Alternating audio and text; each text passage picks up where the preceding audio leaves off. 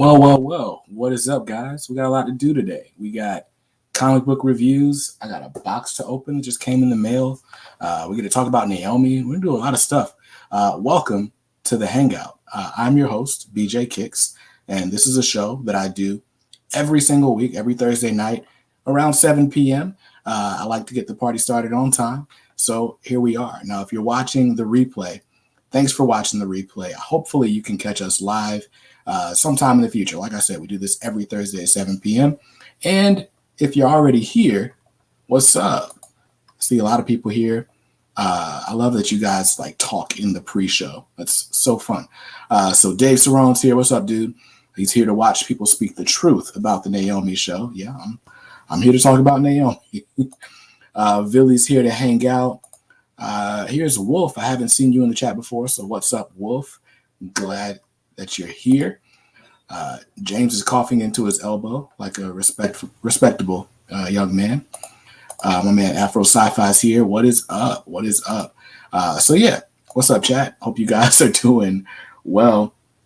But yeah, this is the Hangout brought to you by our sponsors that I just so seamlessly wove into the show. So shout out to Ultimate Comics Raleigh, my LCS. And Ultimate Comics actually has 4 locations in the Raleigh-Durham area.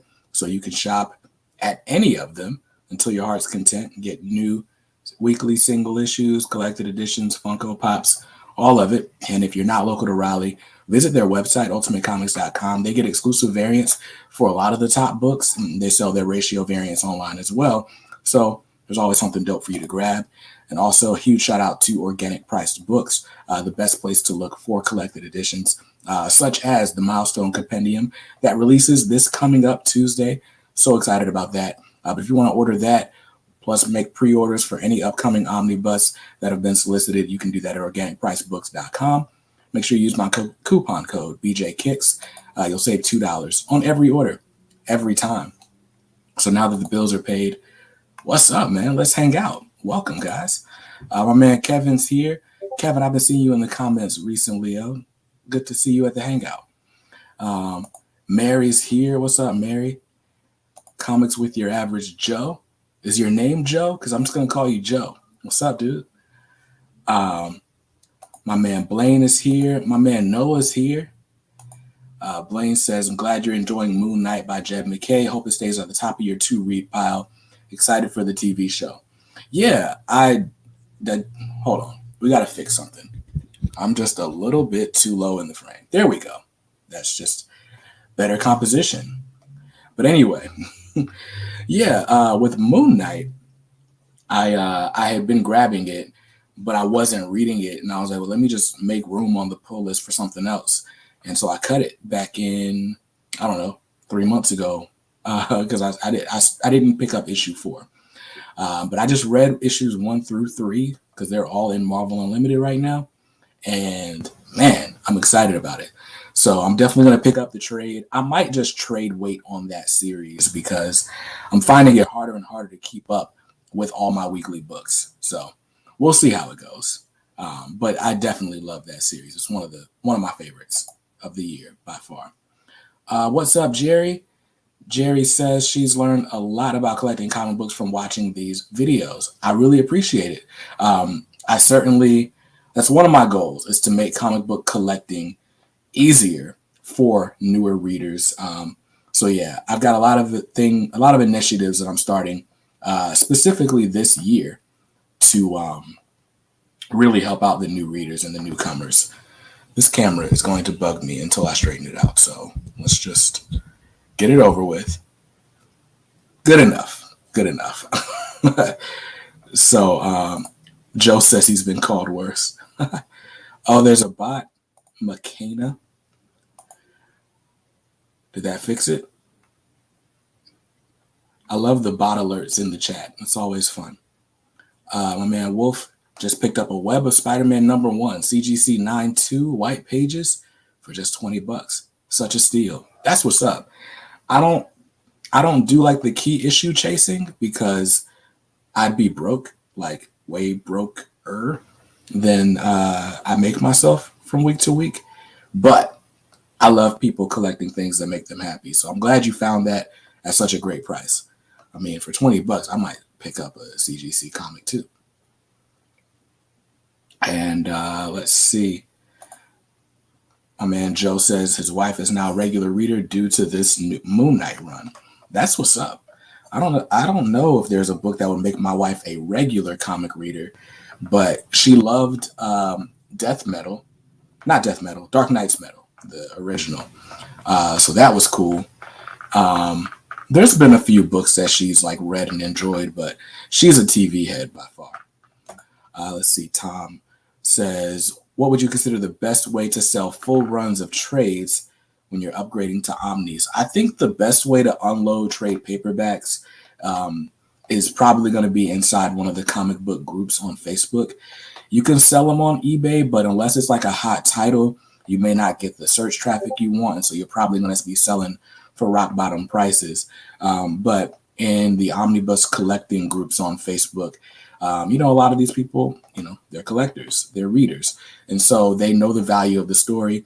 And a lot of people don't prefer the Omnibus format. So, yeah, I would recommend selling somewhere where there are a lot of comic fans specifically. The Whatnot app may be a good option because you can put individual listings up on Whatnot, but you have to apply to go live as a seller. So that's what I'd recommend.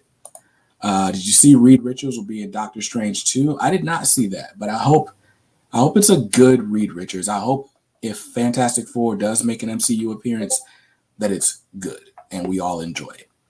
And that's all I'll say about that. Kev says, Wolf, you killed it. I agree that Wolf killed it. I'm still not pleased with this camera angle, so we're gonna just keep it going until we get it right. Almost. That's decent. That's good enough.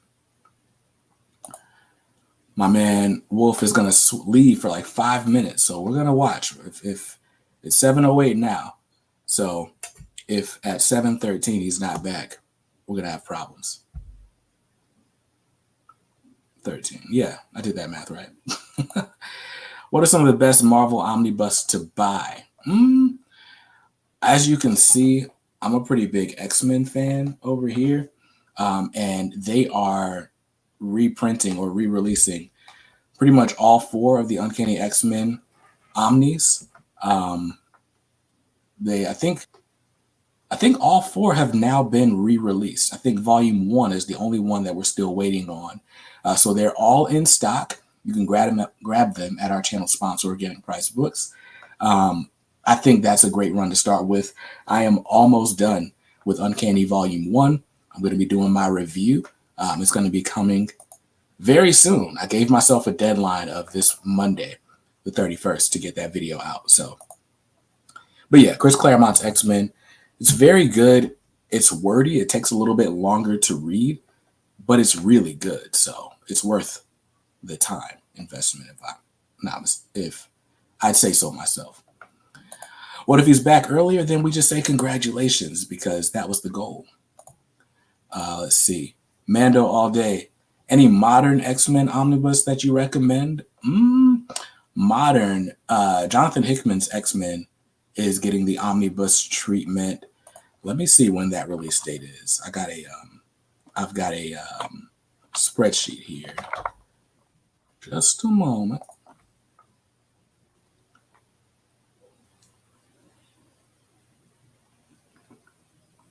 Let's see. How long will each review of the Omnis be? I don't know, until they're over. Most of my YouTube videos are somewhere around 10, 15 minutes. I imagine that's about how long it'll take. I mean, I'm going to try not to spoil things, but I want to give my full thoughts, and I'll probably show off the artwork in them. What does Volume 1 include? Uncanny X-Men Volume 1 includes Giant Size X-Men number 1 and the X-Men issues 94 through 131 and the annual number 3. I am on issue 111 right now. I got like 20 issues to go. But yeah, it's getting really good. I'm reading like the Invasion of this, or the new appearance of the Starjammers and basically the Phoenix Saga, the original Phoenix Saga. My man says he does not own a single Omni. That Miracle Man Omni and the Ecstatics will be his first. Word.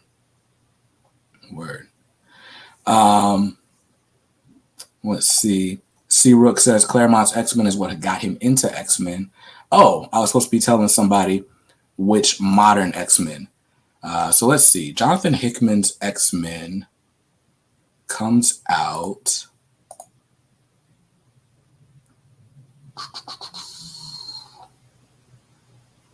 I made a spreadsheet. Now I can't read it. Or I can't scan it quickly. All right. March 22nd. March 22nd, Jonathan Hickman's X-Men Omnibus comes out. That's basically going to include all of his work on X-Men that came directly after House of X, Powers of 10. The only thing that's not included are his the issues that cross over into 10 of Swords.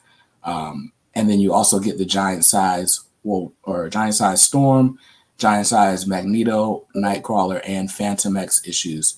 So that is the run of X-Men that just ended and sort of dovetailed us into what we're reading right now, which is Jerry Duggan's X-Men.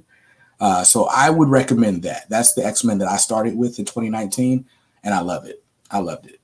And then also the Inferno oversized hardcover spins right out of that. So grab that as well. My man Wolf is back, and it didn't take him 5 minutes.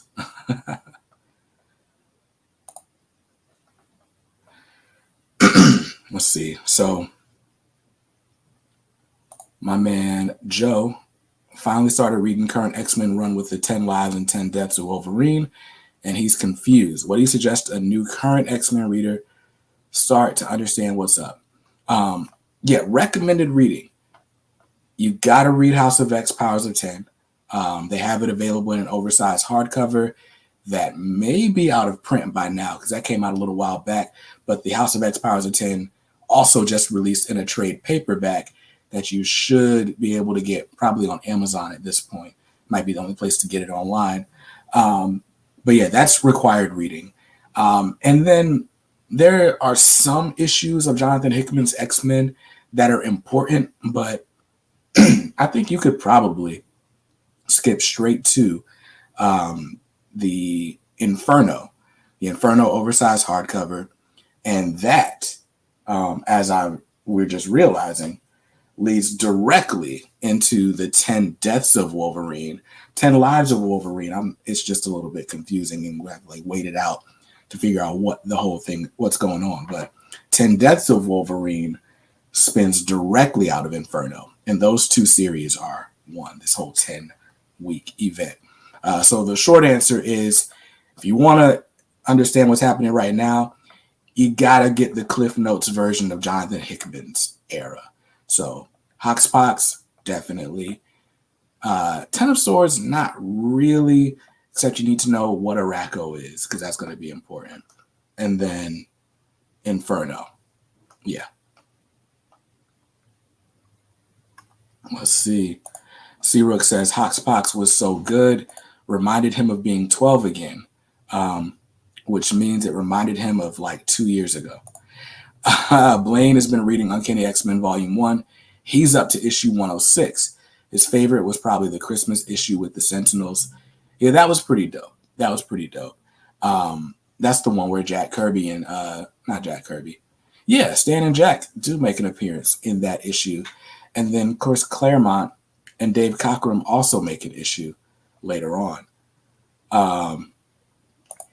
Yes, you're right, Bear. The planet-sized X-Men one-shot. For whatever reason, I just consider that one of Hickman's X-Men issues, and I always forget it's separate.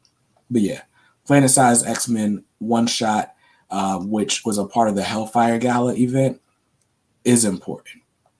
You don't need to read the whole gala, but you do need to read that one-shot.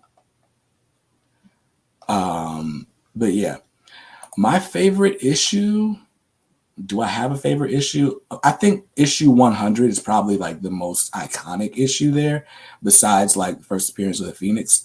But the old X-Men versus the new X-Men, that was a great issue. kind of gimmicky, but it was still good. Yes, all of the Ultimate titles are in the Ultimate Universe. But yeah.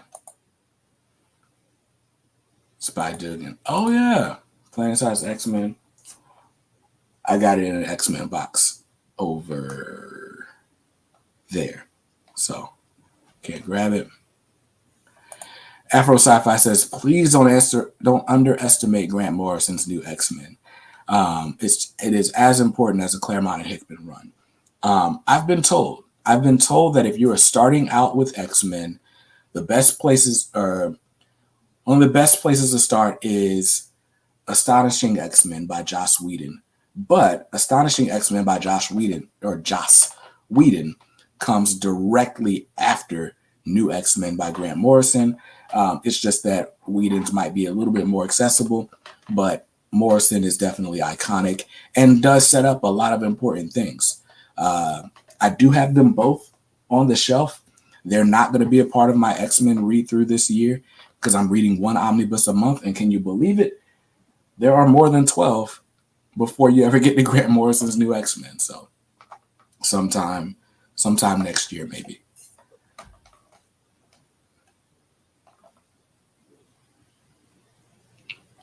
Sheesh. Yo, I know that looked crazy. I just made tea. The problem is I made the tea with boiling water.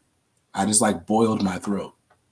Gosh, that was rough. It wasn't as bad on my tongue or in my throat, but my tongue is singed. That was sheesh. New X-Men versus old X-Men was awesome. Love the panel with the stare down. Same. No, I did not boil in the microwave because who does that? We have an electric kettle. So you fill the pitcher up with the water, you press a little lever, and it boils it in a few minutes versus putting it on the stove or something. What is happening right now? So we're in the Discord. Well, I have a Discord group. There's a link in the description below if you want to join it. And it looks like Skip is currently in the Discord making the notifications ring off.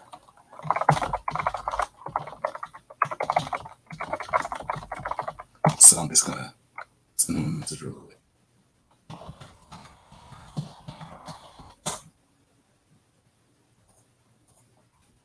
Let's see. So apparently it's a stereotype in the UK that Americans boil their tea in the microwave.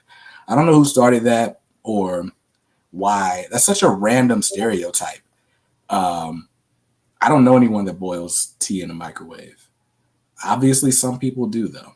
Some people do. Now, if your coffee gets cold, once it's already brewed, I've heard of people putting their coffee in the microwave. No one's making water in it. Maybe they are. Maybe some people are making water in the microwave. I don't know. So anyway, got a fun show planned for you guys tonight. I'll show you in just a second. We might I know I can turn Do Not Disturb on, but that's not as fun as just yelling at people. And I don't mind the notifications at all. But let's see. So I'm going to share my screen because I just saw a little bit of news that was just what? How is that even a thing? And if you're in the Discord, you already saw it. Oh, dang. I don't want to show notifications. Did I press the wrong allow? So look at this news. DC delays Milestone's Black History Month special to June. I have literally never heard of postponing Black History Month in all of my years of blackness. Fam. What? That's not big enough. There we go. But yo. Delaying Black History Month. Sorry, they delayed the special. We're not gonna push back the whole Black History Month. But yeah. So this was supposed to release on February 15th. It was supposed to be like the highlight of the whole DC Black History Month, along with a bunch of variant covers that, as far as I know, are still going to see the light of day. But for whatever reason, this book is being pushed back to June. I don't know if the writing wasn't ready or the artwork wasn't ready, although I don't believe that's the case because it's not like Black History Month snuck up on anybody. And this issue was announced months ago. So I don't know. Maybe it's the paper shortage. Maybe it's not. But I feel like this book is just not going to hit as hard in June. So, yeah. Yeah, there we go. Wolf says, if I join the Discord, y'all want to see my Web of Spidey CGC slab? Yeah, man. I'd love to see that. Let's see. Thanks. Fell off the wagon after the death of Professor X and the Battle of the Atom story. Battle of the Atom. I have Battle of the Atom. My man Kevin says Juneteenth release. No, that would make too much sense. Instead, we're releasing it on June 15th, which is the Tuesday preceding Juneteenth. Juneteenth is a federal holiday now, so I wonder when it's going to be recognized because June 19th is a Saturday this year. So are they going to, the 21st? I don't know. Let's look it up. Juneteenth, 2022. Oh, my bad. Juneteenth is a Sunday.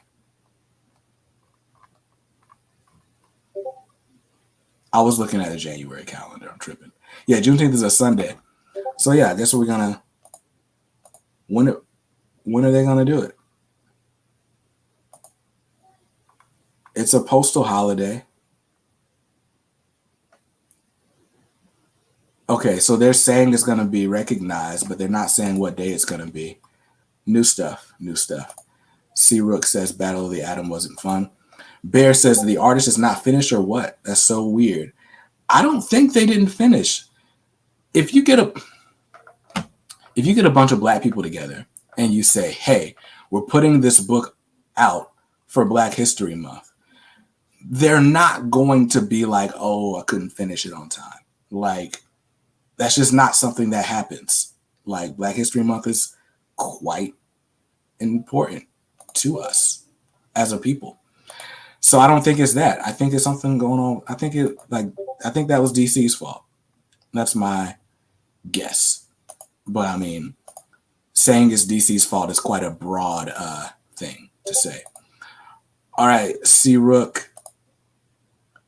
You've got a wrench, so don't abuse it.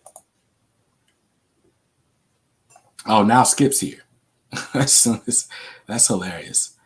Well, yeah. Well, now there's 2 mods, so if y'all can't figure it out, then it just can't be figured out. Yeah, I don't know, man. I don't know how or why the Black History Month special doesn't get put out till June, but doesn't get put out till June. Maybe pre-orders were low. There's a paper shortage. And so, I mean, what else is happening in February?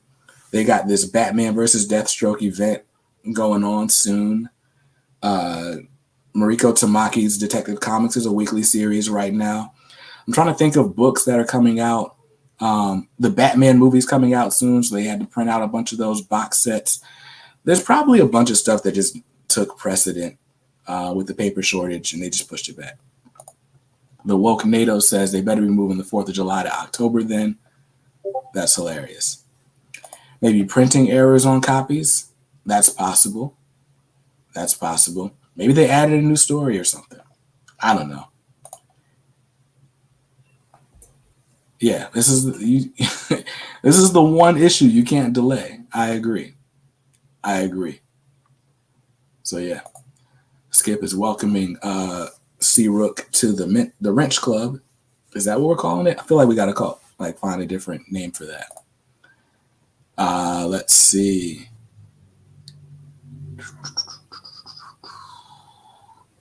Oh, cool. Wolf joined the Discord. I can just mute the thing, but I like the notifications ringing off. So yeah, I guess I should share this while we're here.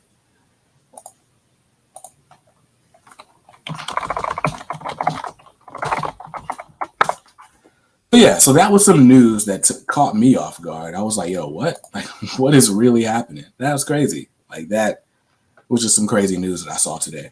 So moving on. I got a box that needs to be opened. So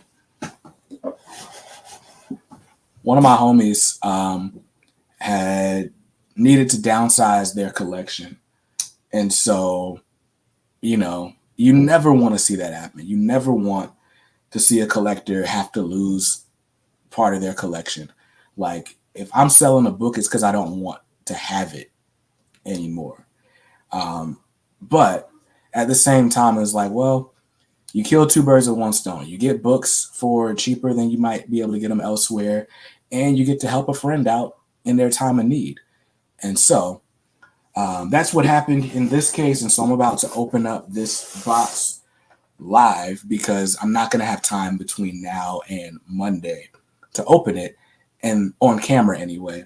And these books are going to end up in the January Omnibus haul. So we'll see how this goes. Let's open it up. My box cutter, I don't know where my box cutter is. So I'm using this joint that I usually use for small letters or like envelopes. But yeah, man, we're doing a live unboxing because why not? Okay, yeah, this is dangerous. Let me find something else to cut this with.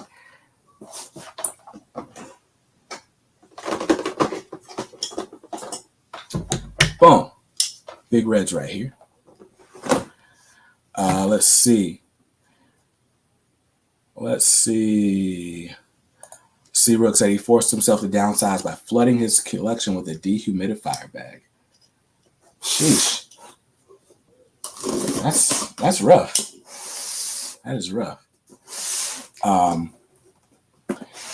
Where Austin says he's going to hit up Ollie's next week. He's never been, or hit up an Ollie's that he's never been to. Hoping to find some good stuff. I've seen in some of the omnibus groups that people are finding omnis for cheap. I saw somebody had an Amazing Spider-Man Volume 2 for like $35. Dr. Aphra, New Warriors, blah, blah, blah. Somebody in Virginia saw some good stuff, which gives me hope since I'm right here in North Carolina that I might find some good stuff too. But we got a snowstorm coming this way on Saturday. My birthday plans from last week got moved to this week. And now my birthday plans for this week are canceled because there's another snowstorm coming. So who knows? I might end up in a Ollie's too. Because, I mean, I got to celebrate my birthday somehow, right? Oh, cool. My man Blaine got some Black Widow and Aquaman at Ollie's. Yeah, Ollie's is good for like DC trade paperbacks, like getting them cheap. As you can see, my homie packed this amazingly. How am I going to get these out of here? All right, cool. So I got two books. Looks like they're individually wrapped. Let's get in these.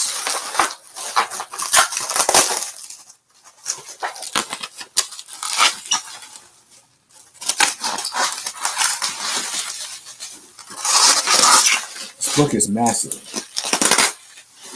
Massive.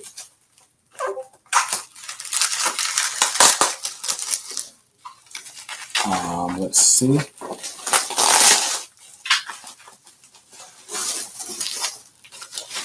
Boom, boom, boom.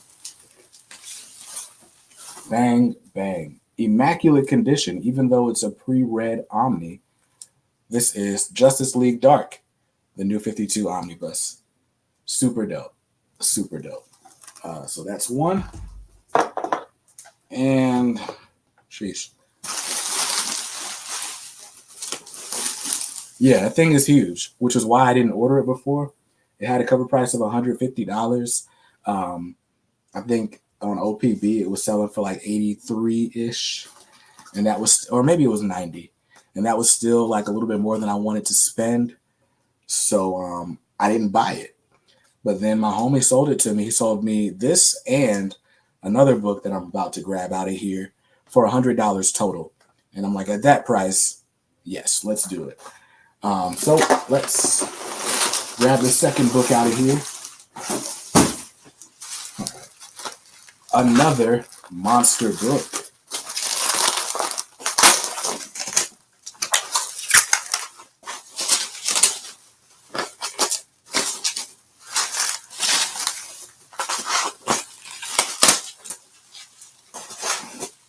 It's a whole lot of bubble wrap, which I end up saving all of my bubble wrap because when I do giveaways, I end up like using it again anyway. All right, so one more layer. Boom.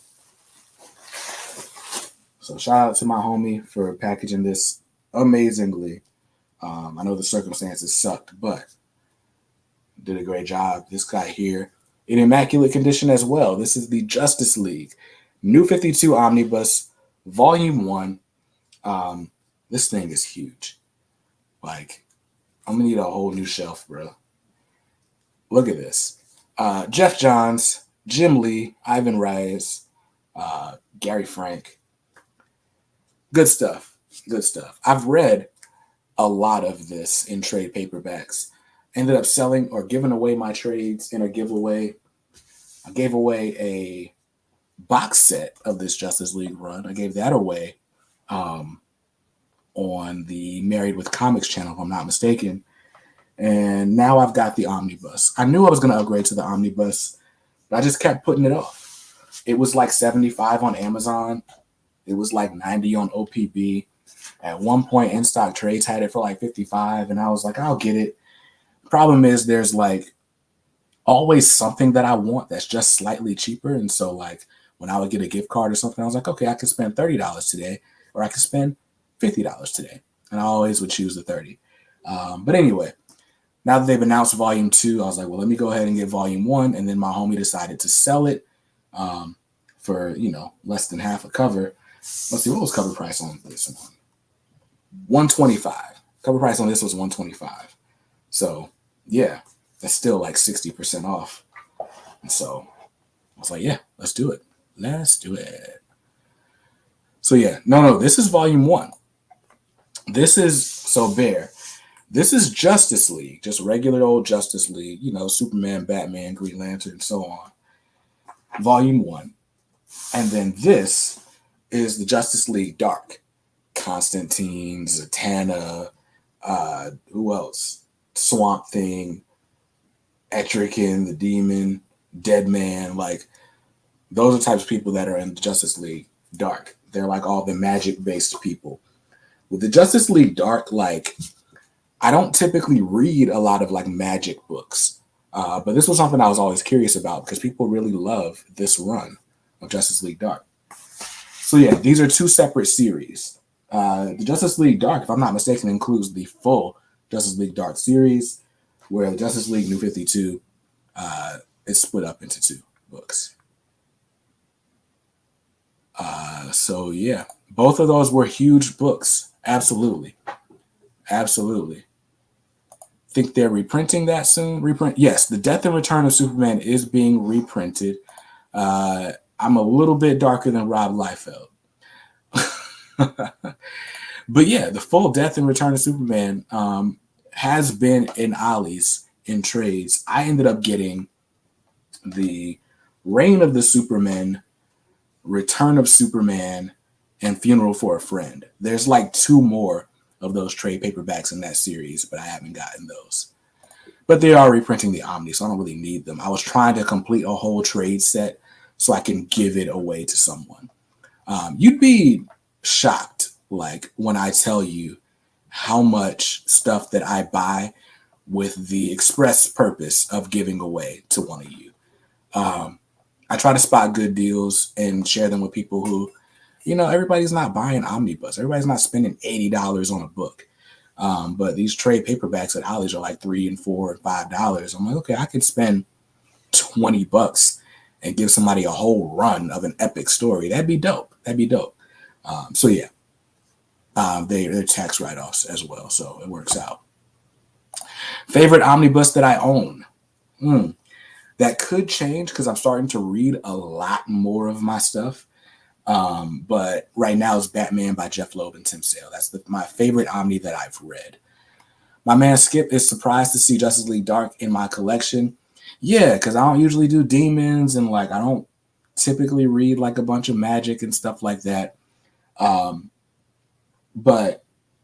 I was just curious to see how they were. And for $50, marked down from $150, I was like, yeah, let's do it. Let's do it, as Google Foods would say.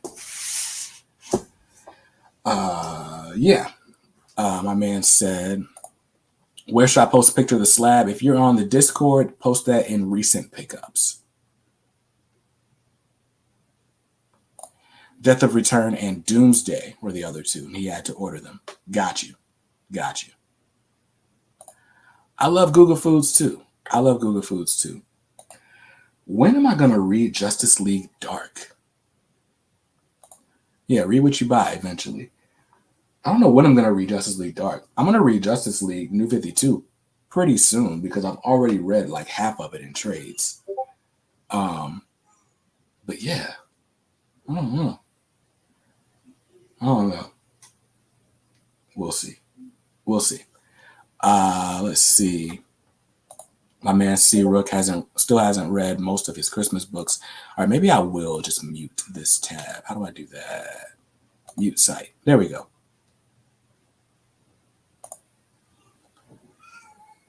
Oh, cool. An old label. That's why it was so supposedly cheap.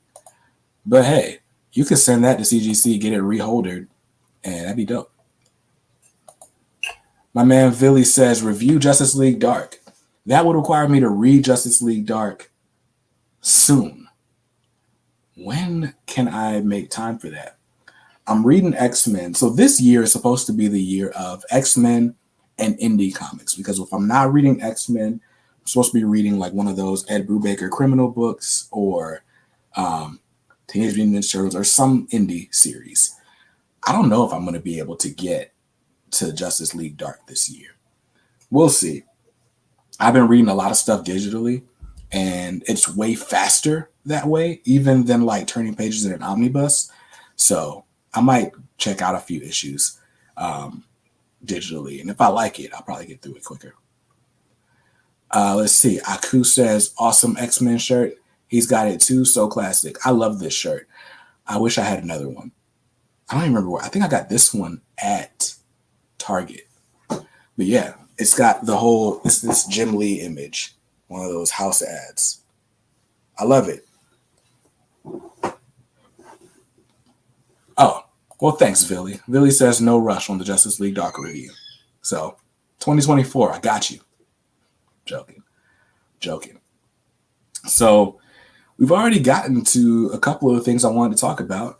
There's 27 people in here. Shout out to you guys. Thanks for being here. We did the live unboxing. What else did we do? We talked about Milestone or the Black History Month special getting pushed back to June, like moving Black History Month is a thing. Let's talk about some comics. Let's talk about some of the comics I read, because I read a lot of them. I read most of my Marvel books. And by most of them, I mean I read 3 of the Marvel books on my pull list so far this week. So what tablet do you recommend for digital comics? I'm getting an iPad. I've been reading digital comics on my computer, which is a little bit easier. Because I have to sit at my desk all day, taking calls and whatnot, going to meetings. I got a meeting in the morning. But anyway, so I sit on my laptop. My work laptop sits beside me right here. And then on my regular computer, which is what I'm streaming on, I'll just pull up comics and I can just use the arrow keys to read through them. It's fun. My man Wolf's having dinner with his family. Nice. Gotta love a family man. Appreciate you stopping by. Kenneth Franklin says, how are you feeling about Luke Cage and Devil's Reign? I read issue 1. I read issue 2. Issue 3 was the next book on my to-read pile, but I didn't quite get to it before the show started. I like that Luke Cage is getting a spotlight. There was supposed to be a Luke Cage miniseries but they canceled it, and I don't know why. Kenneth says he thinks they canceled it because they're about to push him after the event. And maybe, but I don't know, because that book got so far along in development. All the writing was done. All the art was done. Like, the book was done. The book was so done that if you go on the Marvel website and look at the release schedule, it's still there. Like, it's still there as if the book came out. If you read the house ads for Devil's Reign, maybe they finally took it out with issue 3. But yeah, even like in these like reading orders, they had the Luke Cage book there in issues 1 and 2. So I think something happened. Like, something happened with the higher ups at Marvel, and they were like, nah, this book isn't coming out. What that could have been, no idea. But anyway, what do you think of the new Wolverine's run? You're talking about the 10 lives and 10 deaths. I'm going to talk about that in just a minute. My man Joe's been binge watching the 90s X-Men cartoon. Be ready for the new show coming to Disney Plus. Been dope so far. Word. C. Rook says maybe they'll just publish it as a trade. I doubt it. And Joe says vote for Luke. Yeah. I'm excited. I mean, I love that speech that Luke Cage gave in issue 1. I love that he's like, I'm a man of the people. Like, so I should run, not you, Tony Stark. So that was dope. I disagree with this.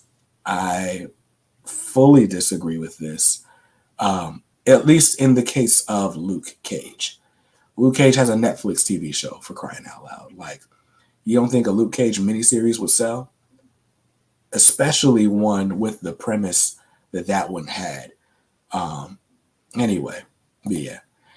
So, yeah. Let's see. My man Austin's got a Samsung tablet. Yeah, I'm getting the Apple iPad Pro 11-inch, which ends up being about the same size as a comic page, if I'm not mistaken. About the same size as an OHC, actually. So yeah, what did I read this week? A lot of my reviews I already put on the community tab on my YouTube page, but let's talk about the ones that I haven't put up there yet. So first up, Amazing Spider-Man issue 87. So on this cover, you got Captain America and Black Cat, and they're basically saying, or Cap says, you want to wear this again? Prove it. He's holding up Peter Parker's costume. So obviously he's talking to Peter Parker. And that's pretty much what happens in this issue. Like, what is teased at on the cover? It is Black Cat and Captain America putting Peter Parker through the paces, trying to get his wind back up, trying to get him to back into fighting shape, basically. It was a good issue, written by Zeb Wells. Written by Jed McKay. Art by... Okay, so they just... Wow. So on the interior, Zeb Wells is credited as a writer. On the cover, it's attributed to McKay. So that's interesting. But anyway, art by Carlos Gomez. Pretty good art. As far as the issue itself, it was a pretty good issue. This Beyond story being weekly, I'm still just like, dog, like I don't need it to be weekly. But I like Peter Parker. This one focused on Peter. You still got some of the Ben story. Ben's mind got erased, so he's not quite acting like himself. And Peter Parker is like getting ready to take over. Also, we have Mary Jane wearing a Black Cat outfit for some reason, which I'm sure we'll find out about in the Mary Jane Black Cat one-shot issue that also came out yesterday. Spider-Man, Amazing Spider-Man 87, I'd probably give it a 7, maybe 7.5. It was good. Let's see.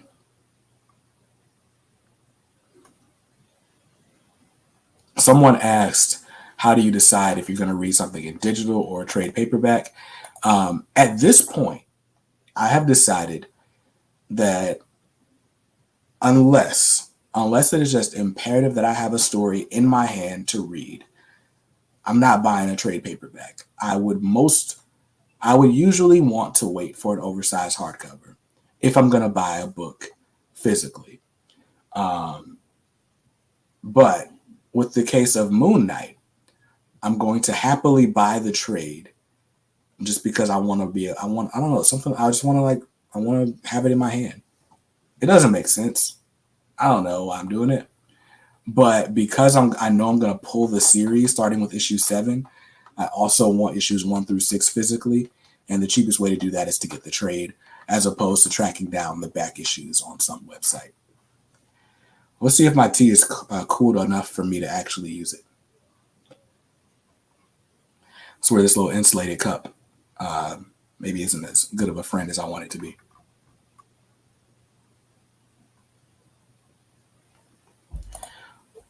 Hey, yo, don't get kicked out of this chat. I'm playing. It says you have a Batman Forever print. That's a no such garbage. Batman Forever was my first Batman movie. That came out in 97? My first, the best Christmas that I remember was Christmas 1997. I got a Game Boy Pocket. I think that was that year. Got a Game Boy Pocket. Maybe that was the next year. But I also got a keyboard, a Casio keyboard that I never learned how to play. I got a Batman Forever Batmobile, remote controlled, not radio controlled, which I didn't know those were two different things. So I kept asking for a remote control Batmobile, and I got a remote control Batmobile. You know the difference between a remote control and radio control car? Remote control cars have strings, have wires attached to the car. So I had to follow the Batmobile around when I was driving it. But I got that year, and I played that movie out. Nicole Kidman's Chase Meridian, Val Kilmer's Batman, Mr. E, Nigma, Edward Nigma. Come on. I mean, I liked it. Jim Carrey as the Riddler. Tommy Lee Jones' Two-Face. Tommy Lee Jones' Two-Face was kind of egregious, but I love Jim Carrey's Riddler. It was great. Only thing I didn't like about those two movies, Batman Forever and Batman and Robin, I need the butt shots before the cape comes on. I need that. But anyway, my man Blaine says, how dare you make fun of the god Batman, Val Kilmer. Word. Newbie Comics, what's up, dude? That's Clay Thompson.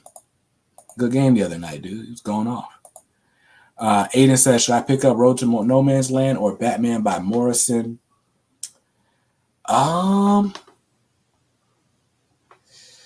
Batman by Morrison is a 3 omnibus set. You'll probably grab those for what, $50 to $60 each, because the retail price on each of them was $75. So you're looking at $150 to $180 on Batman by Morrison set. Road to No Man's Land and No Man's Land are both $125 books, if I'm not mistaken.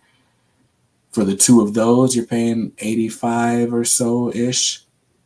So you're not really saving money. You're not choosing them because of the money. Then you got to choose them based on the quality of the run. Batman by Morrison Volume 1 is really good. I love Batman R.I.P. Batman by Morrison Volume 2 is really good. I love the Batman and Robin. Dick Grayson as Batman, Damian Wayne as Robin. I love that series. Return of Bruce Wayne, kind of confusing. But I love Dick Grayson and Damian Wayne, Batman and Robin. Volume 3, I have not read yet. Volume 3 includes the Batman Incorporated story, which my man Ben Uncles loves. So, I mean, I think Morrison's run all the way through is pretty good. I think it's pretty good. It's going to be hard to argue against Morrison's run. I haven't read The Road to No Man's Land or No Man's Land yet. Some people revere them as classic Batman stories. Some of them just kind of revere them or consider them classic 90s. Some of it's filler, some of it's great. Gun to my head, I'm probably picking Morrison. But it's unfair because I haven't read the Road to No Man's Land or No Man's Land yet. So there you go. There's my thinking. Let's see.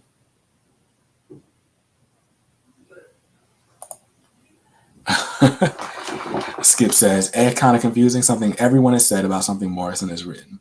That's facts. That is absolute facts. Aiden says, I'd probably get just volume 1 from Morrison starting. Yeah, I think you can read volume 1 of Morrison. Somebody was just asking me about this a couple weeks ago on the stream. I think volume 1 of Morrison's run, you could read as a standalone and like be totally fine. I think Batman R.I.P. is one of the best examples of like why Batman is so dope.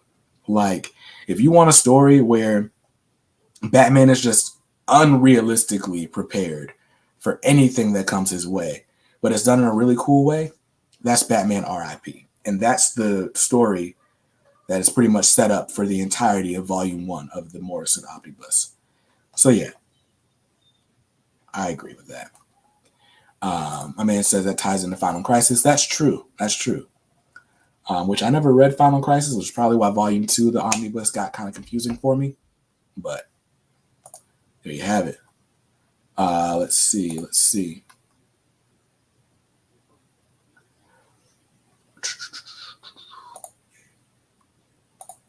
My man Ryan said he hated Morrison's Green Lantern. You're not alone in that. A lot of people didn't like Morrison's Green Lantern. I think Liam Sharp's artwork made it more worth it for a lot of people. I didn't read it because when that Green Lantern run was coming out, I had just gotten into comics, and I think they were just starting season 2, or maybe Black Stars was what was out when I started reading it. My man says, let Final Crisis be the last Crisis book you read. I feel you. All right, cool. The tea's helping now that it's not boiling my throat. But yeah, so Amazing Spider-Man, I thought this was a solid issue. Very good. I'm just ready. Like, at this point, I get it. Peter Parker was out of commission for a little while. Ben Reilly took over. Ben Reilly's unsure of himself. He doesn't feel like he's the real Spider-Man because he's not the real Spider-Man. Meanwhile, the Beyond Corporation is up to some shenanigans. I get it. We know all the major plot lines. Now, let's resolve them. Peter gets strong enough to fight somebody. Ben, like, I don't know, either buck against the system and work with Peter to take down Beyond, or not. Let's get Beyond up out of here and let's get to this reboot. Like, I'm just ready for this to be done. I don't mean that like it's bad. I just like can clearly see where it's going. Why do we need this many issues to take us there? So that's my thoughts on Amazing Spider-Man. Good issue, though. Good issue. X-Men. X-Men number 7. I did write about this one already, but hey, here we are. So issue number 6, we get introduced to this dude, Captain Krakoa. I thought I was tripping. Like, yo, like, I've never heard of this mutant before. New character. So we get introduced to Captain Krakoa, and we find out that Captain Krakoa is Cyclops. We find that out in the last issue, so I didn't spoil anything yet. In issue 7, we find out how that all happened, why it happened, and we get some seeds that are planted as to where this is going moving forward. This series has been really good since Jonathan Hickman left, which I was afraid it wouldn't be. But it's very much like a back to the basics, like X-Men, villain of the week type, with overarching subplots. And it's really good. It's just a good comic book. Great artwork. Pepe Larraz is still super great. Super great. So that's a recommend. I think I gave it an 8, maybe a 7.5, because there is a subplot in here that we got teased back in issue 5 that they disposed of with issue 6 and 7. And I just thought, I really wanted to see how that would have gone if they had continued down the road they opened up on issue 5. But they did technically introduce a bigger and better threat in issue 7. But yeah, so I think I gave it a 7.5 for that reason. Let's see. So sad we have only one more episode of Peacemaker. I haven't been watching it. I have been watching Naomi. We're going to talk about Naomi in a second too. As a matter of fact, yeah, before we get to this, let's talk about Naomi because I forgot about Naomi. So I'm going to share my screen again. I'm going to make sure that I do not actually press play and get us all banned. Whoops. About the show. There we go. There we go. So now let us see what's happening. Cool. So, Naomi. I watched Naomi season 1, episode 3, and this is clearly becoming the Rag on Naomi show weekly. I can't stop watching this show. I don't mean it in a good way. I don't mean it in a terrible way. But I keep watching it. I watched it 2 weeks in a row, and then this week marks 3 weeks in a row that I watched this show. It comes on Tuesday nights, and so I turn it on Wednesday morning as a part of my, daily routine, cleaning up in the office, organizing stuff. It's new comic book day, so I like to clean my room, organize some books, and get ready for a new slate of books. And Naomi's been my background TV while I do that. So episode 3. If you have not caught up this far, episode 1 and 2, not a ton happened. My man Cool Coco sent a super sticker, which I can't see in StreamYard, so I'd have to go to YouTube to see this beautiful thumbs up. Appreciate that. So yeah, the episode 1, what happened? We get introduced to Naomi. Some event happens in Port Oswego, which is the city that she lives in the Northern Pacific. So Portland, Oregon, basically, right? There's a Superman sighting. Naomi feels weird. She wants to investigate. As she's investigating, she's finding out like something's up with her. And creepy dude from the tattoo shop is like, "Oh, I think you're an alien." It's like, fam, what? And so you get that in episode 1. Episode 2, you get creepy tattoo shop dude. Like, what is he doing? Is he? I don't remember episode 2 very much either. Oh, episode 2, they break into the other dude's little lair. I'm trying to focus on like the good stuff that happened. And it's hard because the good stuff that happens is like the last 7 minutes of every episode. And every episode is an hour long. So it's hard to keep them together. Yeah. Creepy tattoo dude is from Thanagar. Creepy tattoo dude is supposed to be Thanagarian. And then what happened? So, all right. So episode 2 ends. In episode 2, you get a nice confrontation between the evil dude, Zimbato, and Naomi. So that's interesting. But the real meat of the show is Naomi and her friends. I call them friends, but they're like all love interests. Like everybody in Naomi's orbit wants to be with her. And she seems to just like not want to be with anyone, but she strings everyone along.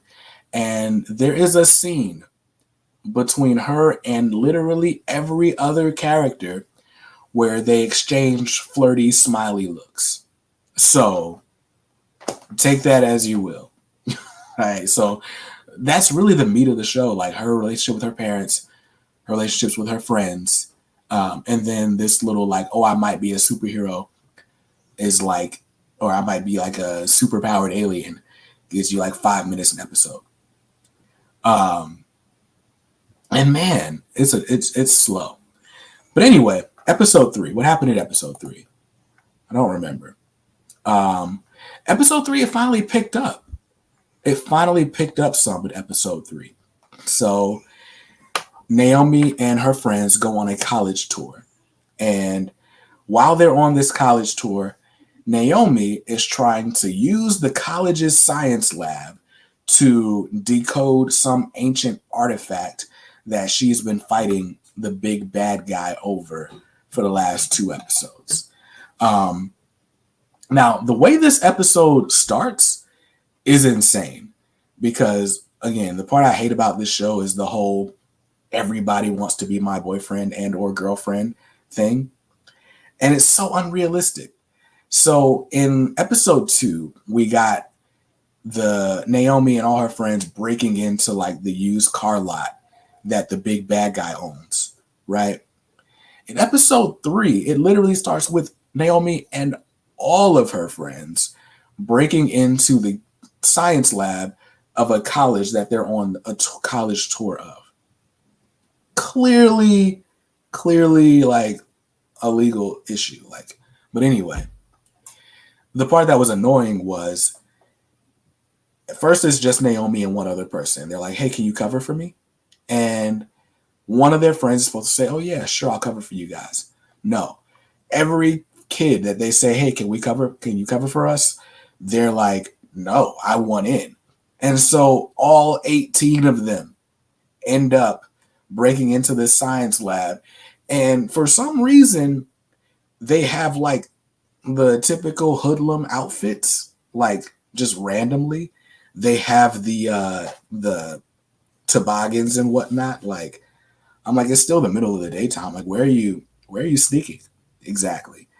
But anyway, so they blow up the science lab with the artifact. The artifact disappears. So that was one thing. And then they interview someone else. I'm spoiling this entire episode, by the way. I'm sure a lot of you don't want to watch it anyway, but I'm spoiling it. Just a heads up. So yeah, some people got it like that. Nobody has it like that at 16 years old. Nobody. Like, it's insane. The unlimited love interest feels like it's teen fanfic. It really does seem like that. But anyway, so they all break into the science lab. They all get caught. Here's another crazy part. There's one kid that literally dropped out of school and got their GED. Why is that kid waiting outside of the principal's office with the rest of them? You don't even go to the school. What? Like, they made it a point to tell us that this girl does not attend school. How is she in the principal's office at the end of the episode? I don't get it. Unless I missed something and that was not the principal's office and it was like, I don't know, the precinct, which, no, it wasn't the precinct. That was the school. They were at the school. But anyway, they break into the lab. They get caught. So now Naomi's parents are like super pissed at her because she's acting like a delinquent and she's supposed to be getting into college. She's supposed to be writing her college entrance essay, whatever. Right. And she doesn't even go here. She doesn't. So yeah. So that happens. But yeah, so Naomi and her delinquent behavior, because I mean, she's just been staying out late, doing crazy stuff, blah, blah, blah. And so her parents are now like the concerned parents. And Naomi makes a great point. She's like, yo, like y'all never care that I stay out late. Like you never care about anything. Why am I on punishment all of a sudden? And what's the punishment? Here's the crazy thing. The punishment for Naomi is give me your cell phone. No, you give it here because you lied to us. Like, fam, really? It's like, give me your cell phone, but here's your laptop. And the chick has a MacBook, so she can still iMessage all her friends. Oh, and the other chick can clearly like just climb into her window. Like, what? So anyway, yeah, so that happens. That happens. Um, so she still got her laptop. Um, and so somehow she sneaks out of the house again and breaks into a mine. Not a mine. She doesn't break into it. It's like a security. It's like a tourist attraction. It's a tourist attraction, and they go. The security guard just randomly lets them get through. Oh, because there is some sort of artifact that she knows is there and needs to decode. Now, here's the other crazy part. Naomi, oh, that's right. There was a whole training sequence. So at the beginning of the episode, Naomi and the Thanagarian tattoo guy are training. And Naomi's like, why don't you let me use my powers? And he's like, you're not ready, Naomi. And I'm like, okay, that makes sense because she just found out she had powers 2 days ago. So why are they in this abandoned mine? And Naomi's like, I can control my powers. Just let me get this little artifact out. Of course, she collapses the whole cave, almost kills her best friend, and is like, fam, what is going on? So that experience scares her into telling her parents the truth about what's happening to her. So she goes back home and she's like, look, mom, dad, I don't want you to be mad at me. I don't want to be mad at you. Like, I just want to tell you the truth. And they finally decide they're going to tell her the truth too. It's like, we have something to tell you too. And if you read the comic, you already know what the secret is. You already know what the secret is. They're basically going to tell her that she wasn't adopted from an adoption agency. She was found. She crash landed from space, and she's an alien. And so that happens. The episode ends with Naomi like touching some surface, her logo from her uniform popping up on the ground, and that's it. And so what it sets up is now that her parents are going to tell her the full story of her origin, or at least what they know about it, they're going to probably tell her that D, the Thanagarian dude, is, an alien and like knows stuff. And I think all of the adults in her life are now going to help point her toward, her superpowers. Oh, also, the U.S. government is hunting down superpowered aliens, and they think Naomi's next, which is why they were like so strict on her and grounding her. So there you go. That's the TL didn't watch for Naomi season 1, episode 3. For as much as like there were things that annoyed me, this was by far the best episode of the show so far. And it hooked me enough. Like, that's going to be my Wednesday routine, is press and play on this show from the CW app on my Roku. Since I don't have cable, so I can't watch it live.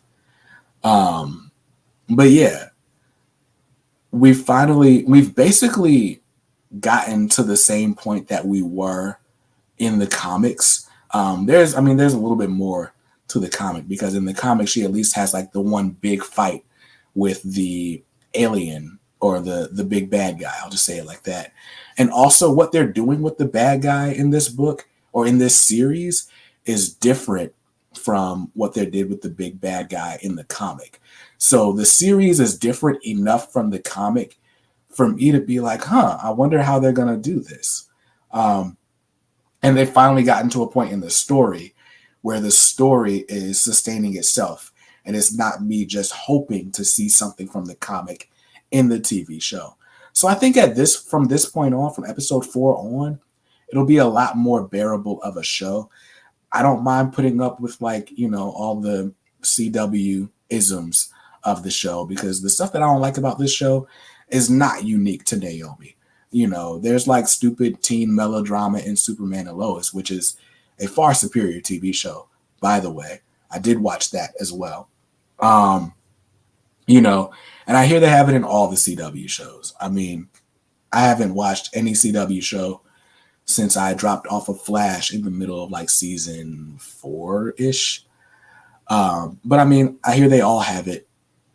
This one just had way more than most. And for the first 2 episodes, I was like, this show has no substance at all. And these actors are bad, except for one of Naomi's friends and Naomi. All the actors were like just not that good. And so there was nothing keeping me hooked on that show. But episode 3 hooked me. So hopefully episode 4 builds on, you know, what this one did well.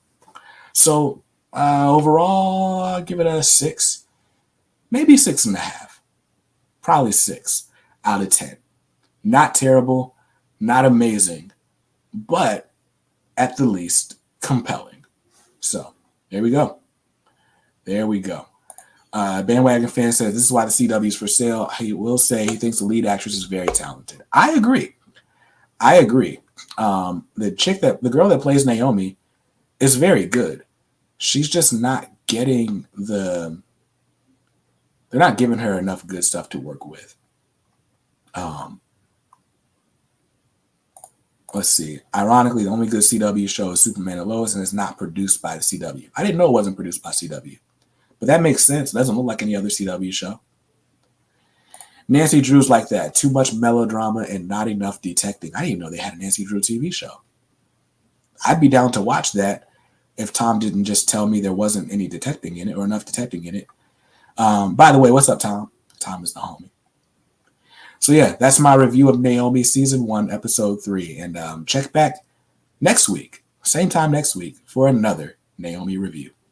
And now we can go back to, I guess, the headline attraction here. The X-Deaths of Wolverine. I was just listening to a podcast with Ben Percy, and he kept calling this the X-Deaths of Wolverine, as opposed to the 10 deaths of Wolverine. So it's 10 lives and X-Deaths. So there you go. X-Deaths of Wolverine, a.k.a. Inferno, Part 2. Like, this literally continued, like, all right, spoiler alert, here is page 1. Who's that? Moira McTaggart. What's that on her arm? Warlock. Yes, Warlock. Which she got. I mean, she's literally in this page stepping out of the gate that Cypher opened up for her in Inferno number 4. So this directly is following up Inferno. Oh yeah, my bad. So my Black Panther issue number 3 had a little bit of a divot in some of the pages. I don't know, that's just a funny word. So I put it up under these Omnis to try to press that out. And so I forgot that I read it. Sheesh. Still messed up at corner, but not a bad. Anyway. Black Panther number 3. My bad. I did just stop in the middle of a review to review Black Panther number 3 because it was one of my favorite books this week. And it also was the, you know what? No. I'll get back to Black Panther later because Black Panther was actually probably my favorite book this week. So 10 Deaths of Wolverine clearly picks up from where Inferno left off. If you didn't read Inferno, you need to read Inferno before you read this. Like, I'll just say that. You're not going to understand it if you didn't read Inferno. But basically, spoilers for Inferno. Moira McTaggart is on the run. Mystique wants to kill her, and she cannot come back to life. And presumably, Wolverine is going to have to stop it. But spoiler alert for this issue, there is not a ton of Wolverine in this issue. There's just not. This was a Moira McTaggart story. Moira McTaggart is on the run. She is trying very hard to go undetected by Mystique. She's trying to change her identity. She's wanted by Mystique. She's also wanted by the CIA. because they have use of her from the for the Krakoa office, as they say, the X office. CIA wants to like end mutantdom, and Moira McTaggart might be the key to that. And mutantdom, or at least Mystique and Destiny, want to end Moira McTaggart. So Moira McTaggart's on the run from everyone. So that's cool. That's a cool aspect. Also, Moira McTaggart is sick. I won't say how sick she is, but she's sick, and she wants some medicine to take care of that. The medicine that she needs is Krakoan. This is going to be fun. I'm very much interested to see what happens with Moira. And I'm excited to see this character. This character on the cover, according to Benjamin Percy, is referred to as Omega Wolverine. And he's evil. So we didn't see much of him in this issue. Spoiler alert. But I'm down because I want to see what happens to Moira.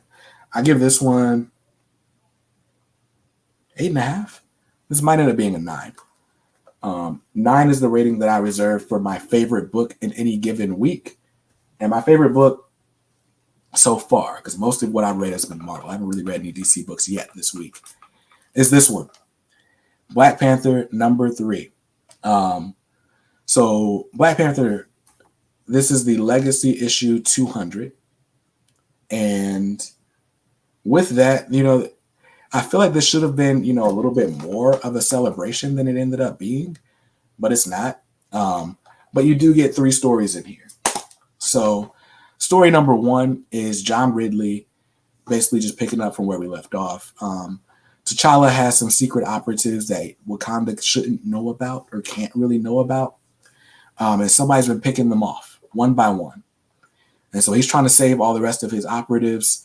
Somebody dies in that process, and T'Challa's in mourning. He needs to go somewhere where he can regroup and where no one will find him. Where does he choose to go? Mars, aka Arakko, where Storm is basically like the prime minister. Like she's like the, mutant ambassador to the world from Arakko. I don't know. That's where Storm is. And so they have a nice little reunion, nice little bonding moment there. And what else happened?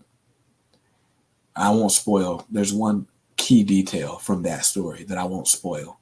But that was a nice moment. That was nice to see. Again, just pretty much a straight up continuation from issue 2. I've been really enjoying that run so far. It's definitely not as epic as like the beginning of Coates' run. It's not as political so far. It's not anyway. But a nice story. I like it. It's what does it feel like? It feels almost street level, but that's not really. You know how like the dude is on the run from some unknown threat, and he like goes to the safe house and stocks up and stuff, and has to like talk.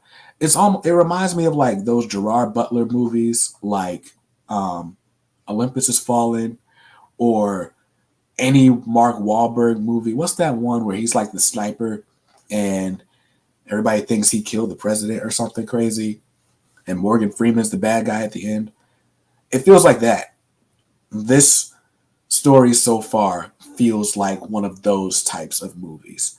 And I'm down for it. I really like it. I like it a lot. So anyway, there's a second John Ridley story here at the end. And before we get that, we get an interruption, nice little aside. Shooter. Yes. I love that movie. I've seen it at least 3 times. Whoops. But yes, the one where he shot Jeter. Wait, was that? No. The one where Wahlberg shot Jeter was something cops. That's the one with him and The Rock is in it, but it's him and Will Ferrell. That's the one where he shot Jeter. Anyway. I forgot about that movie.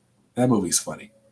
But anyway, so in the middle of these 2 John Ridley stories, I'm going to get to the second John Ridley story in a minute. There's a story by Junie Ba. Junie Ba is the artist behind Monkey Meat. Monkey Meat. And I haven't read Monkey Meat. Although after seeing or reading this Black Panther little mini story that he got, I'm like, maybe I'll grab Monkey Meat.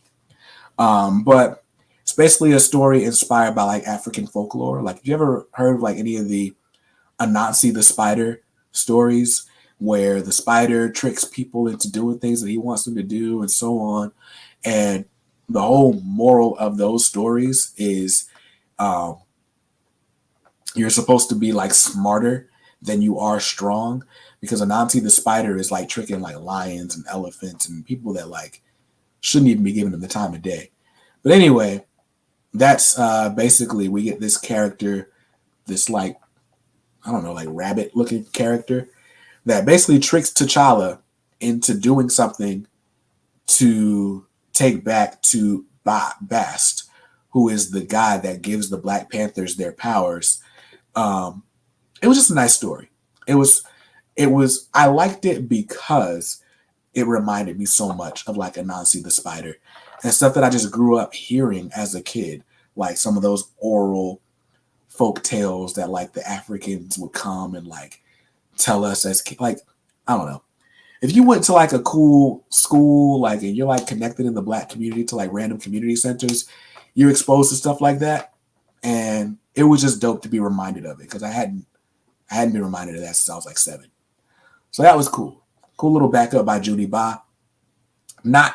Didn't really feel necessary, but one thing that it does kind of highlight is that one thing that's mentioned is the weight of the crown.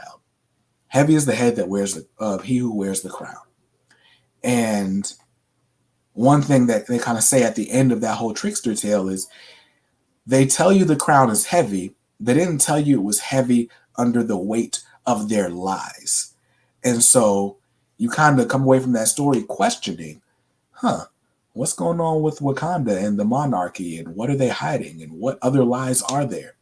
So it was a very fun, loving story, but it was a fun story, but it definitely had some emotion or some weight at the end. My man, I appreciate that, Skip. Skip says, don't read Monkey Meat, you won't like it. I actually like the issue.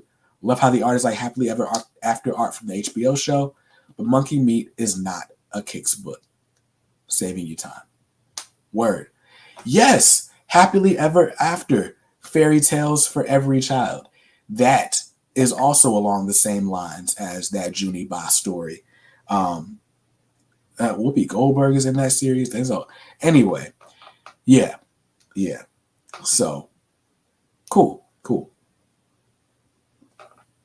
But yeah, I liked how that seemingly random backup felt like it carried more weight than it should have. And then we get to the second backup story by John Ridley. And this second backup story is set in the same continuity as his main story, but it's like further along in the timeline. We don't know how far in the future this story is, but it's sometime in the distant future, and it's like a teaser of what's actually going to happen with this current storyline. And basically we find out that there is a race of Wakandans, or a certain tribe of Wakandans, that are rejecting the current Wakandan way of life. You know how like in the movie, Wakanda is like sitting on this vibranium as a resource and like using vibranium to power all of their machinery and their lifestyle, and they're like the richest nation in the world because they have vibranium, blah, blah, blah, blah, blah, right? This new Wakandan tribe is almost like the traditional Native Americans railing against the new capitalist Americans that see everything as a, mineable resource or something to be hoarded or lorded over. These new Wakandans see themselves as like one with the land, and they respect nature because nature's a part of them and they're a part of it and they're one with it. And they basically learn how to harness the power of vibranium, like through themselves, like almost like some Avatar type stuff. And among their ranks arises a new hero, presumably a successor to T'Challa after the fall of Wakanda. And that's dope. Like, that's just dope. So, why I liked it so much, one, I feel like we've seen a lot of in recent runs. Like I said, I was just reading part of the Ta-Nehisi Coates run today. You've seen a lot of like jockeying for position in Wakanda. You've seen like tribes that felt forgotten and decided to rise up. You've seen insurrection in Wakanda. You've seen terrorism in Wakanda. You haven't necessarily seen, like, let's just throw away the idea of Wakanda. Not the wrong people are in control and we need to control it. Like, nah, Wakanda just ain't, like, what they made just ain't that. And that's what this issue sets up. And I really like that. I really like that.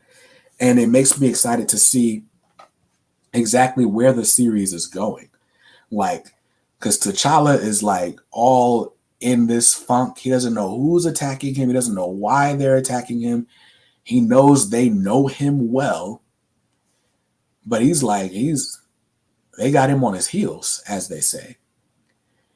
And so to go from that in the current, in the present day, and then in the future, is hinted at that Wakanda is going to fall. Well, now I'm like, well, how in the world does the fall of Wakanda come? And then what happens with this new character they just introduced? Like, there are articles saying that this new character is like the Miles Morales of the Wakanda universe or whatever. I don't know. That just seems like a hyped up headline. But man, I will say this new character, he doesn't need technology. Like, he is the technology. It's really exciting. Like, I would love to see a series with this new character. But first, I got to see how Wakanda is toppled, if it's toppled. So, yeah, there's so much more potential that was just opened up in that backup story. And now I'm like, okay, I'm all the way down for John Ridley's Black Panther. It's probably number 2 on my most anticipated books every week or every month. It's probably right there with Nightwing as like, oh, I gotta read this book when it comes out. It's that good. So yeah. Skip says, Happily Ever After had an Anansi episode 2. Word. I think Happily Ever After is on HBO Max. I might be binging that later this week. Anyone reading the Dark Star trilogy by Marlon James?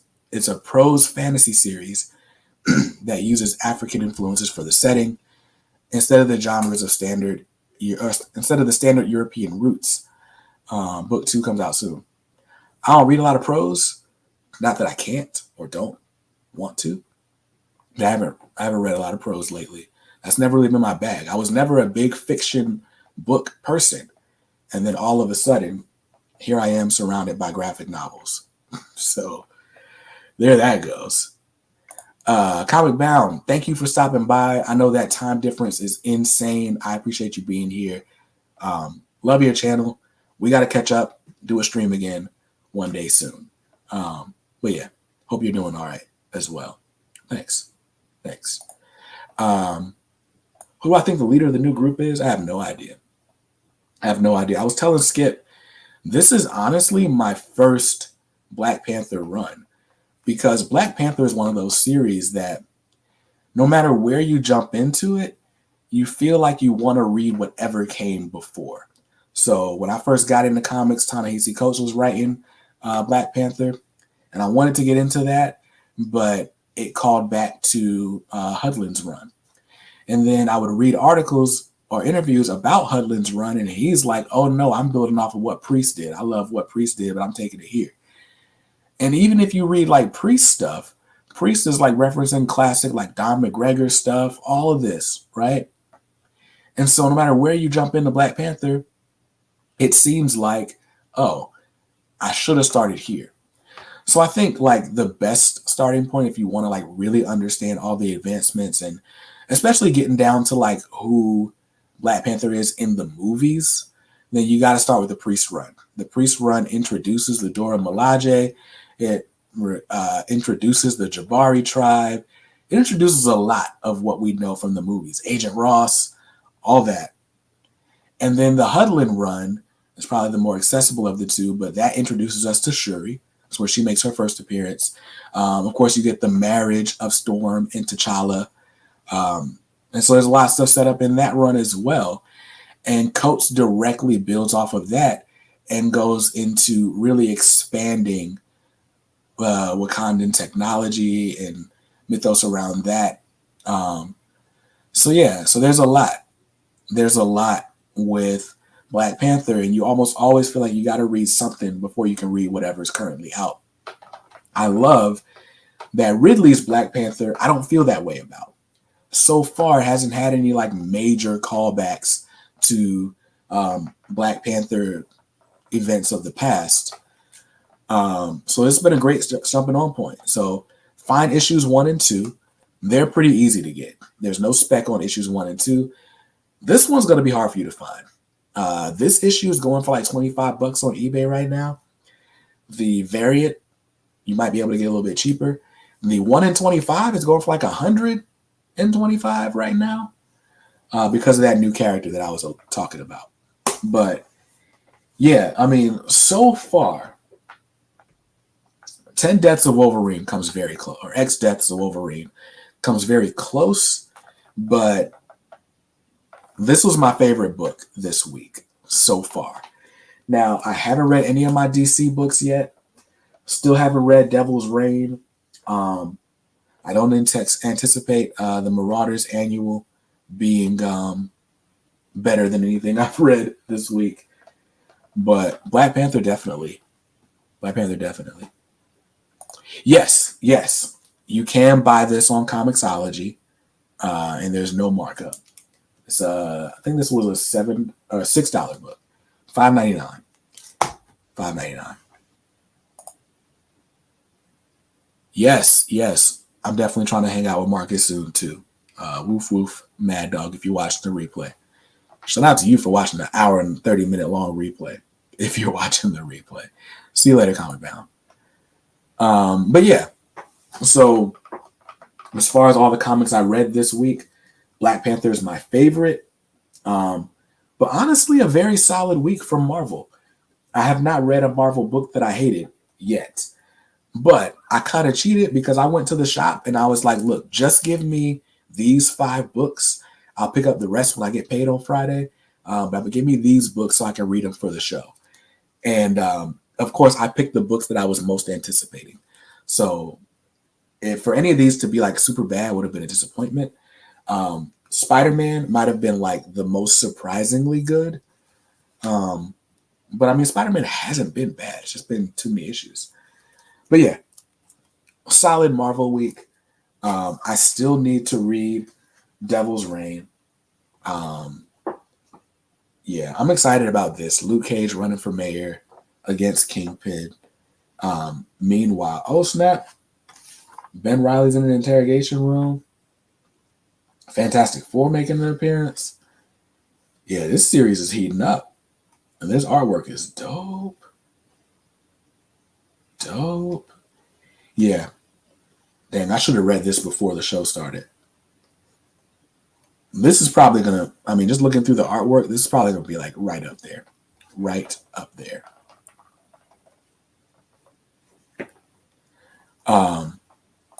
Black Cat and Mary Jane is really good. I actually grabbed that. I put it in my box.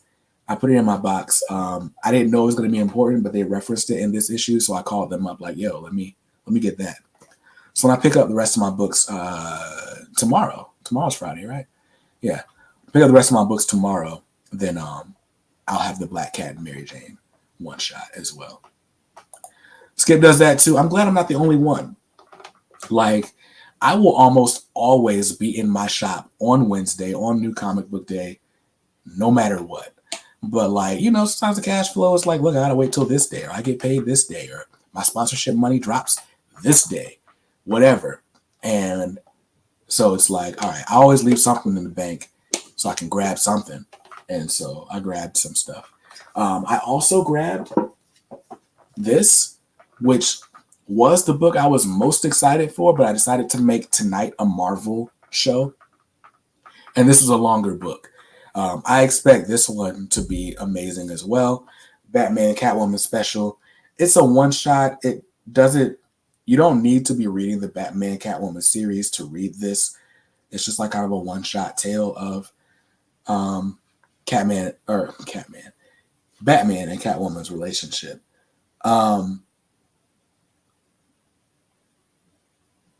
Wow.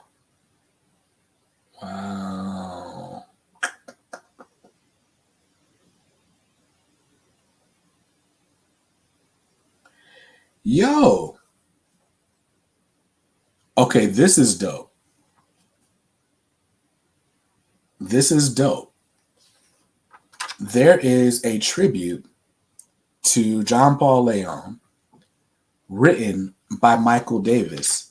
Michael Davis was the fourth and often forgotten co-founder of Milestone Media. But the fact that they printed his words in this tribute issue just makes that beautiful. They reprinted some Batman Black and White with John Paul Leon artwork in here. This whole issue is just clear. Wow. A Dennis Cowan static. So, yeah, half of this is the story that it was supposed to be telling, and the other half is clearly a tribute to John Paul Leon. Look at all these people like imitating his brushstroke style. Man. Yeah, I can't wait to read this. This is probably going to take the cake. This is probably going to be my favorite. Wow. They even put a question. Where's Ben? Ben's not even here tonight. They even put in this question story that JPL did artwork on. Man. There's a tribute by Kurt Busiek in here. Yeah, sheesh. I knew they were going to pay tribute to JPL. I didn't know they were going to pay tribute to JPL like this. In my opinion, this is a must buy if you're a John Paul Leon fan, if you're a Milestone Comics or Milestone Media fan. Like, this is going to hit you in all the feels. Definitely grab that. Yo! My man Ben is here. I didn't know Ben was here. My bad, dude. Yo, you're in Hickory? I'm in Raleigh. Good to see you, dog. But yeah, there's a question story in here. So you might want to grab this as well when you go to your LCS this week. Written by Ram V, art by John Paul Leon. I don't know if this came from it says it's from the DC Vault. So it was printed somewhere else before, but that's cool. They're reprinting a bunch of John Paul Leon work. You got a bunch of pinups by people in tribute to John Paul Leon. This is dope. I'm glad I bought this. I'm glad I thumbed through it on the stream so you guys could see my reaction and hopefully buy it. Yeah, it's a reprint of an older JPL story. So, but it's there. It's there.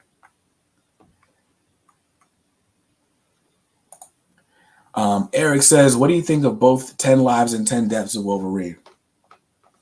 Short version, 10 Lives of Wolverine was kind of confusing. I wasn't sure what was going on, but I was down for it. Because Wolverine was in it. 10 Deaths or X Deaths so far is about Moira McTaggart. And I love that too. So let me just type in Ram V John Paul Leon to see where this is.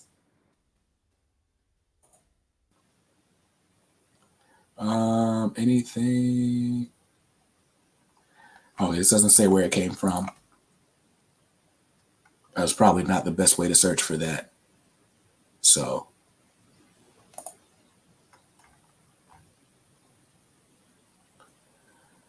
Da, da, da, da, da, da, da, da.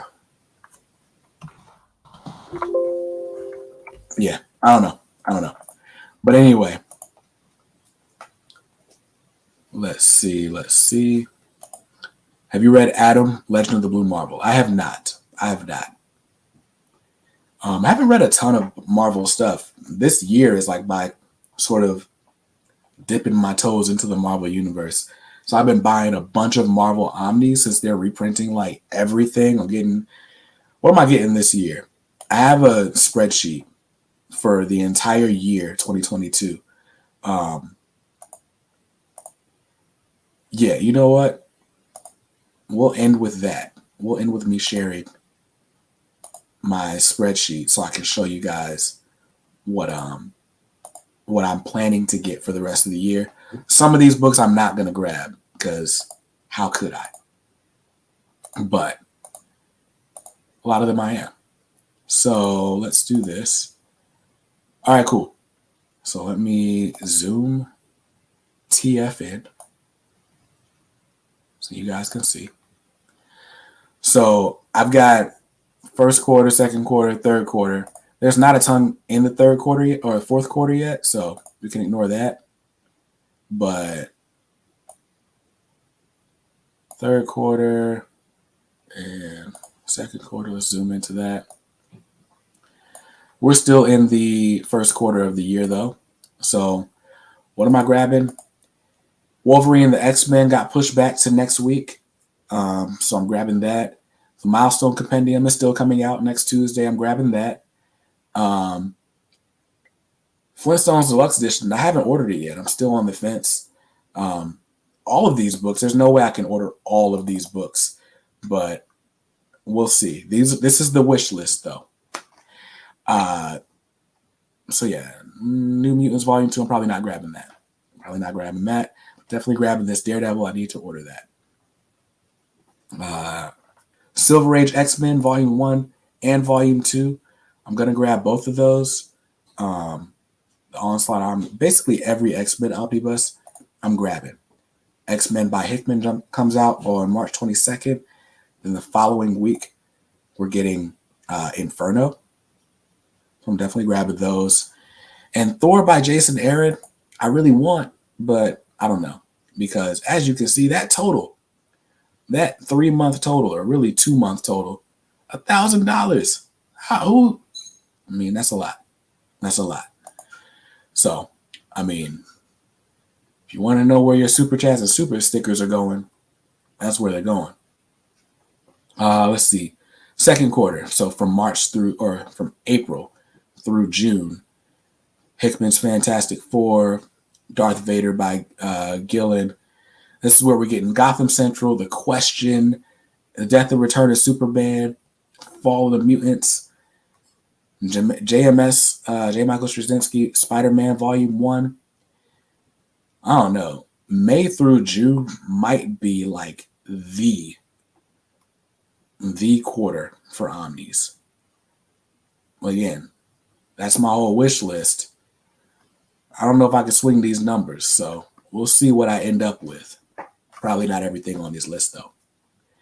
And then third quarter, so July, August, and September. That's when we're starting to get all this Black Panther stuff. Black Panther by Coates is coming out in August, on August 2nd. Black Panther by Priest is coming out in September. And OPB price, only $65. Not bad. Wakanda, World of Black Panther. That's basically the companion omnibus to Black Panther by Coates. That's out the same day as Black Panther by Priest. Sheesh. 52 omnibus reprint. Avengers vs. X-Men omnibus. Ven omnibus by Donny Cates and Ryan Stegman. Yeah. Oh, my man Skip's going to bed. I feel you. Blaine says you're actually getting a Silver Age Omnibus? Yeah. Yeah, I'm getting a Silver Age. I'm getting Silver Age X-Men. Only Silver Age X-Men. Only because I gotta see why Claremont's was so good in comparison. So that's gonna be a rough 64 issues to get through. But I'm gonna do it. But yeah. Batman, or yeah, Black Panther early years. So that's not really Silver Age. Would that be Silver Age? 60s. That technically counts as Silver Age. So yeah. Ultimate X-Men.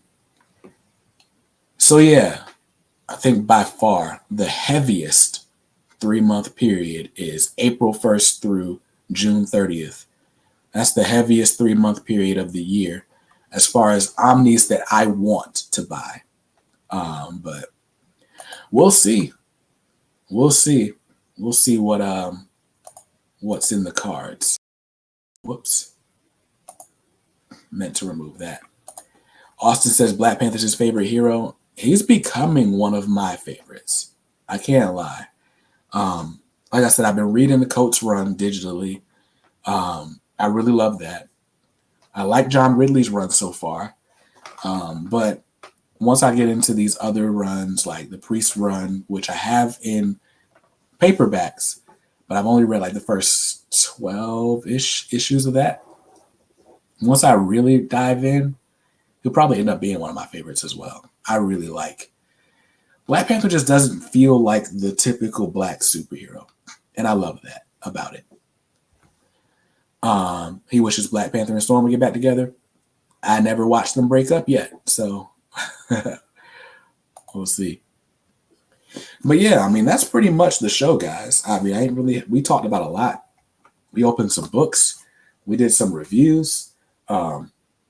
We did the Naomi review, which wasn't a bad review. I gave it a good score at the end. And we even talked about some upcoming Omnibus release dates. And yeah, so that's a pretty full show.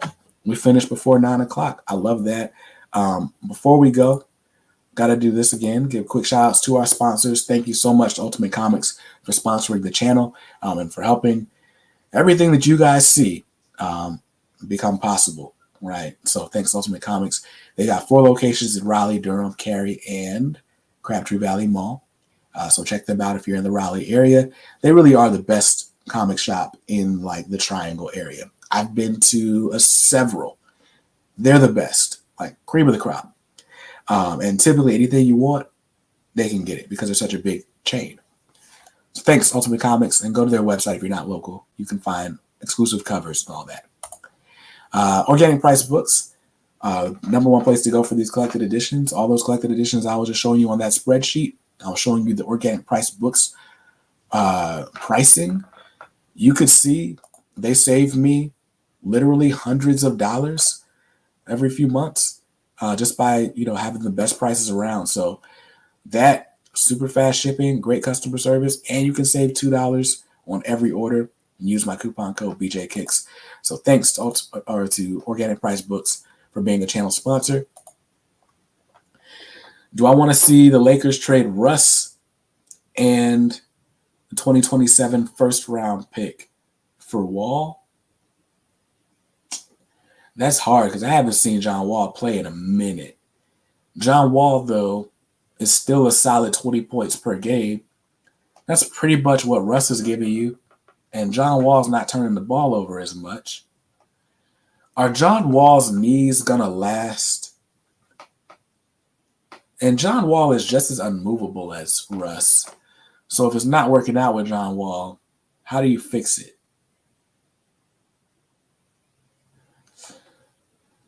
I don't know, though. We could do without those turnovers. And AD's coming back and playing tough defense. Like, you almost want the Russ experiment to work, so you kind of want to see it through, but you also don't want to waste the last couple of years of LeBron's prime. I might do it. I got to see Wall work out. But, yeah, John Wall hasn't played in a minute. So, yeah, I don't know. It's one of those damn if you do, damn if you don't type things. Lakers doing well right now. Russ actually looks good at the moment. I mean, kind of. AD is back. I think AD adds a lot to the defensive spirit. And I think he does. I think you see AD's presence and you feel it way quicker than you feel any other changes you can make. So you might as well keep the team together that's been practicing through, training camp, all that. Yeah. I'll probably keep the team together. Peter Gills did a Black Panther run in the late 80s. Wasn't too bad. Word. I wonder if that's in the Black Panther early years.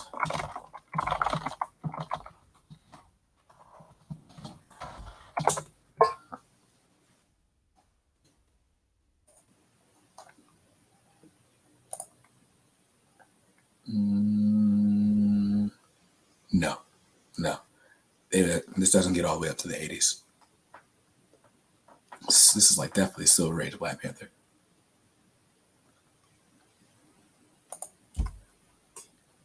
AD the greatest part-time job of all time. Yeah, don't get me started.